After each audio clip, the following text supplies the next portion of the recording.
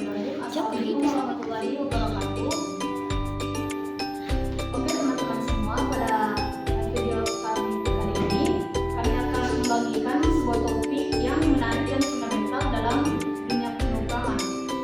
Oke, adapun pembahasan kita yaitu array di C++. Dengan menggunakan suku bahasan yaitu menginisialisasi dan memanipulasi array, serta kita tidak hanya akan bermain di sana, kita akan menjelajahi ukuran array, dynamic arrays, operasi dasar pada array, hingga kembali ke dalam dunia array multidimensi. Saya yakin setiap informasi, teman-teman, kami yakin setiap informasi yang akan kita bahas akan membuka wawasan baru dan memperkuat dasar pengetahuan kita. Jadi, tanpa berlama-lama lagi, mari kita mulai perjalanan kita dalam dunia array di C++. Selamat menyaksikan.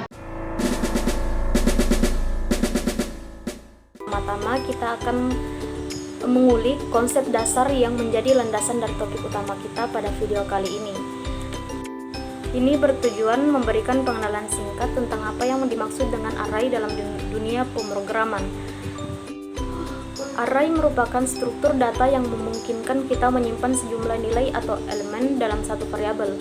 Penggunaan array ini sangat relevan dan efisien saat kita perlu mengelola data yang terstruktur seperti kumpulan nilai suhu harian atau informasi data mahasiswa dalam suatu kelas. Baik, adapun definisi array, yaitu array adalah struktur data yang dapat menyimpan sekumpulan nilai atau elemen dengan tipe data yang sama dalam satu variabel. Selanjutnya kita akan menguraikan tujuan penggunaan array dalam pemrograman dan memberikan contoh kebutuhan yang dapat diatasi dengan menggunakan struktur data ini. Tujuan penggunaan array yaitu yang pertama mempermudah pengelolaan data yang terstruktur, yang kedua meningkatkan efisiensi dalam pengaksesan dan manipulasi data, yang ketiga mendukung implementasi algoritma dengan lebih efektif.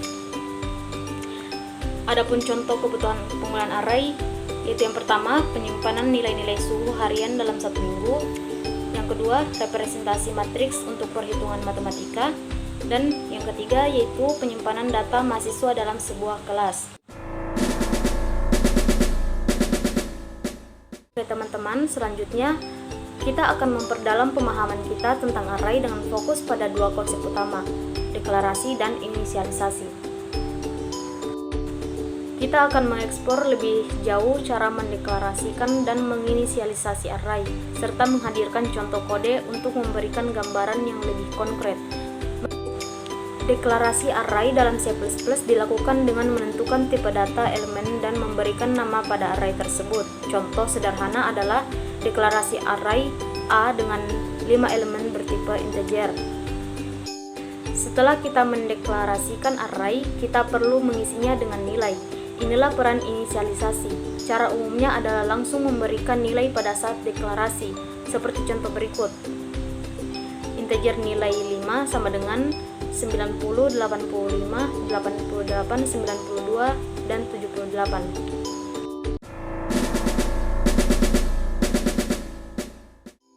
Kemudian kita akan membahas konsep yang sangat penting dalam bekerja dengan array, yaitu indeks dan akses elemen array. Indeks array memainkan peran kunci dalam menentukan lokasi atau posisi suatu nilai dalam array. Penting untuk diingat bahwa indeks dalam pemrograman dimulai dari 0. Misalnya, pada array nilai, indeks 0 akan merujuk pada elemen pertama, indeks 1 pada elemen kedua, dan seterusnya. Melalui konsep ini, kita dapat mengakses nilai pada posisi tertentu dalam array menggunakan indeksnya. Contoh sederhana adalah dengan menggunakan pernyataan seperti nilai 1, yang mengakses nilai pada indeks kedua array nilai. Dengan memahami konsep ini, kita dapat lebih efektif berinteraksi dengan elemen-elemen array. Selanjutnya, mari kita lihat contoh konkret dan ilustrasi grafis untuk memperjelas konsep indeks dan akses elemen array. Baik teman-teman,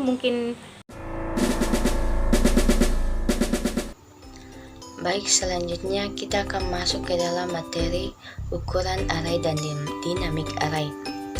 Dalam pengembangan perangkat lunak, pemahaman terhadap ukuran array adalah aspek penting yang dapat mempengaruhi kinerja dan efisiensi program. Pada slide ini, kita akan menyelami bagaimana cara menangani ukuran array menggunakan operator sizeOf. Mengukur panjang array menjadi lebih terstruktur dan dinamis, seperti yang akan kita tunjukkan melalui contoh pengukuran panjang array nilai dengan rumus sizeOf nilai atau sizeOf nilai 0. Namun, pembahasan kita tidak sampai di situ saja. Kita juga akan menyelami apa itu dynamic array. Dynamic array adalah alat yang memberikan kemampuan alokasi memori yang fleksibel dan dinamis. Dengan menggunakan dynamic array, kita akan menyoroti betapa pentingnya pencegahan kebocoran memori dengan menggunakan delete.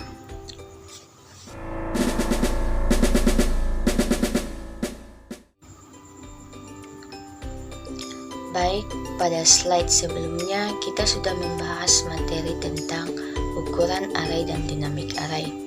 Selanjutnya kita akan memperluas wawasan kita pada slide yang kelima, di mana kita akan menyelami operasi dasar yang dapat kita lakukan pada array.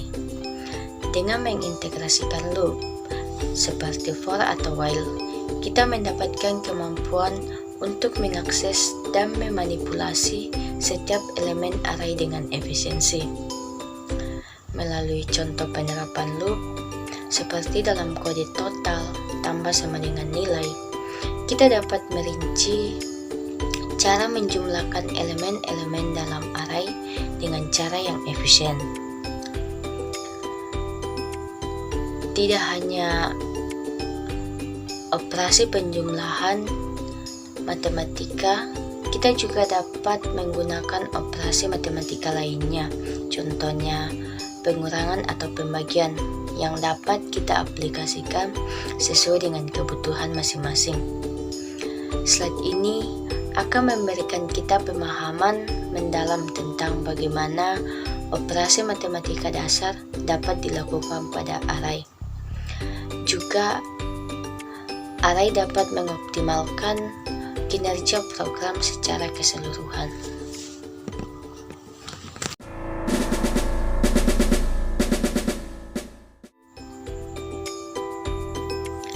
Kita sudah membahas materi tentang operasi dasar pada array. Selanjutnya kita akan pindah ke slide yang ke-6, di mana kita akan menjelajahi landscape yang lebih kompleks, yaitu array multidimensi.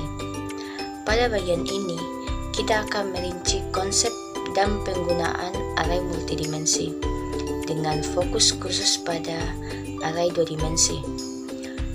Melalui contoh penggunaan array 2 dimensi untuk merepresentasikan matriks, kita akan melihat bagaimana struktur ini membantu dalam merepresentasi data yang bersifat tabel atau matriks. Ilustrasi visual akan memudahkan pemahaman tentang hubungan antara baris dan kolom dalam matriks, memberikan fondasi yang kokoh untuk memahami gangguan array multidimensi secara menyeluruh.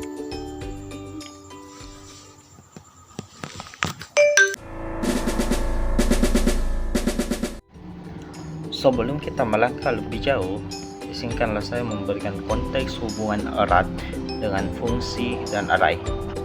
Bukanlah sekedar kenyamanan sintaksis, tapi sebuah fondasi untuk penulisan kode yang bersih, modular, dan efisien. Dalam slide ini, kita akan membahas cara di mana array dapat menjadi parameter dan return value dari fungsi, membuka peluang baru dan desain pengelolaan kode. Mari kita fokus pada penggunaan array sebagai parameter dalam fungsi. Fungsi tampilan array akan menjadi paduan kita. Dengan menyajikan parameter array, kita dapat mengakses dan memanipulasi elemen-elemen array dengan cara efektif. Ini memberikan modularitas dengan mudah pemeliharaan kode. Mari kita lihat contoh konkret dan implementasinya dalam kode. Untuk memberikan gambaran yang lebih nyata, mari kita eksplorasi contoh kode melalui fungsi tampilan array. Kita dapat melihat bagaimana kita dapat menerima array sebagai parameter, membuka peluang untuk melakukan operasi tertentu seperti menampilkan elemen-elemen array atau bahkan menghitung statistik tertentu. Selanjutnya, mari kita memperkenalkan konsep mengembalikan array sebagai return value.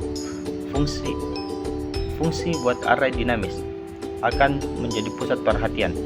Dengan mengembalikan pointer ke array yang dibuat secara dinamis, kita memperoleh fleksibilitas dan kemampuan untuk membuat dan mengelola array di dalam fungsi. Mari kita refleksikan bersama tentang pemanfaatan menggunakan fungsi dan array secara bersamaan. Bagaimana pendekatan ini dapat meningkatkan modularitas dan keterbacaan kode. Kita akan melihatnya dalam konteks pengelolaan data dan manipulasi array yang lebih canggih. Seiring dengan materi hingga saat ini, mari kita merenung sejenak untuk memastikan pemahaman kita tentang interaksi antara fungsi dan array. Dengan landasan ini, kita dapat melangkah lebih jauh terhubung dengan contoh praktis dan terapkan konsep ini dalam pengembangan perangkat lunak sehari-hari kita. Pertama-tama, mari kita refleksikan mengapa pemahaman tentang algoritma pengurutan dan pencarian dalam array menjadi landasan yang sangat penting. Dalam dunia pengembangan perangkat lunak, kemampuan untuk mengelola dan mencari data dengan efisien adalah elemen kunci yang akan membentuk dasar pemahaman kita terhadap konsep ini. Langkah pertama, membawa kita pada bubble shop, algoritma pengurutan sederhana yang memungkinkan kita memahami bagaimana pengurutan dasar dapat diimplementasikan dengan melakukan iterasi dan bertukar posisi elemen yang tidak terurut. Bubble sort mengajarkan kita tentang prinsip-prinsip dasar pengurutan. Setelah kita memahami dasar pengurutan, kita beralih ke quick sort, algoritma yang lebih kompleks dengan memanfaatkan pendekatan rekursif. Quick sort membagi dan mengurutkan array dengan efisiensi tinggi. Ini mengajarkan kita bahwa kompleksitas dapat diatasi dengan pemahaman yang mendalam. Penggeseran fokus kita pada pencarian dimulai dengan linear search. Meskipun sederhana, algoritma ini tidak relevan, terutama ketika data tidak dijamin terurut. Dengan melibatkan langkah-langkah sederhana, linear search membuka pintu untuk memahami bagaimana pencarian dasar dapat diimplementasikan dalam array. Nah, yang terakhir, kita akan memasuki ranah binary search, sebuah algoritma yang memanfaatkan sifat terurutnya array dengan pembagian setengah pada setiap iterasi. Binary search memberikan efisien yang tinggi. Ini tidak hanya sebuah algoritma pencarian, tapi juga mengajarkan kita tentang optimalisasi melalui pemahaman struktur data ini. Sebelum kita melangkah lebih jauh, mari kita refleksikan keuntungan masing-masing algoritma dan bagaimana mereka dapat diaplikasikan dalam konteks dunia nyata. Melibatkan diri dalam beberapa contoh penerapan pengurutan dan pencarian akan memberikan kita wawasan yang lebih kaya, memungkinkan kita dapat membuat keputusan yang lebih bijaksana dalam pengembangan perangkat lunak. Dengan pasal ini, kita menciptakan gambaran lengkap tentang algoritma pengurutan dan pencarian dalam C++.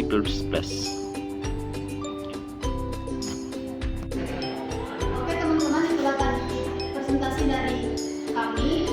Terima kasih banyak atas waktu dan perhatian yang luar biasa pada video kami kali ini. Semoga presentasi mengenai array di C++ ini memberikan nilai tambah dan wawasan baru dalam perjalanan kehidupan kita semua. Sedang ragu untuk menjelajahi lebih lanjut, mencoba konsep-konsep yang telah kita pelajari, dan tentu saja terus mengembangkan keahlian kita dalam dunia pemrograman. Jika ada pertanyaan lebih lanjut atau ingin berdiskusi lebih lanjut, kami mempersilahkan teman-teman untuk berkomentar di kolom komentar. warahmatullahi wabarakatuh.